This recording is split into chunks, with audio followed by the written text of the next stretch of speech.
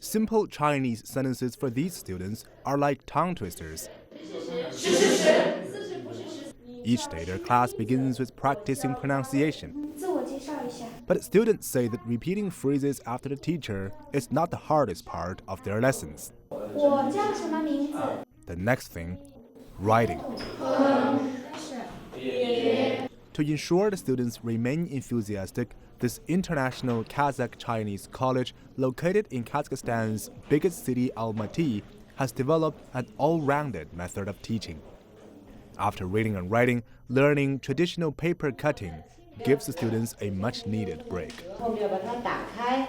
But they continue to practice their Chinese skills during the activity, only speaking in Chinese. I chose Chinese because it seemed complicated and very interesting, and I really liked it. And when you learn it more, it opens up a new world, and the whole history of China unfolds in front of you.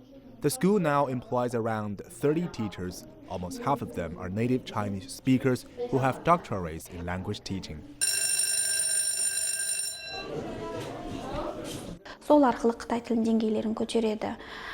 The biggest problem we face in teaching is the lack of a language environment. Outside the college, they do not hear much Chinese.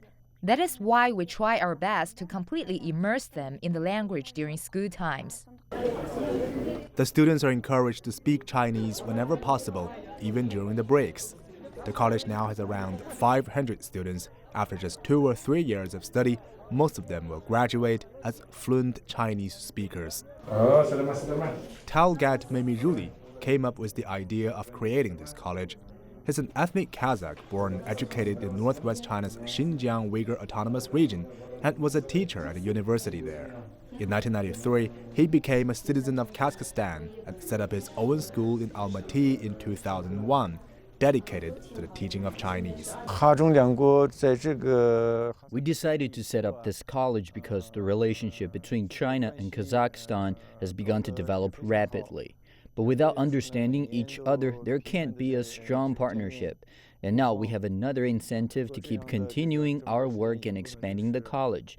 That is China's initiative of One Belt, One Road that will give our students much greater prospects. Every day, the principal is busy observing classes or teaching on his own. Planning sessions with his teachers is also an important part of his role.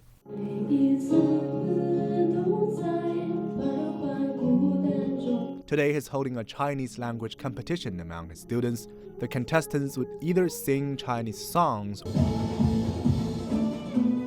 or perform traditional Chinese dances.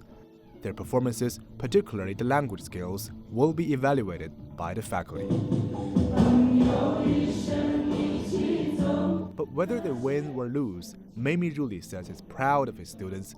He says after they graduate, some of them would receive scholarships and further their study in China. Others may choose to stay in Kazakhstan and find jobs in multinational companies. But there are also those who went to China only to return to Kazakhstan to set up their own schools. After Medina Amuhabatova graduated, she worked for 5 years in China's southwest city of Chongqing. Now with her fluent Chinese, she has returned to Almaty and started her own language training center, the Beijinger.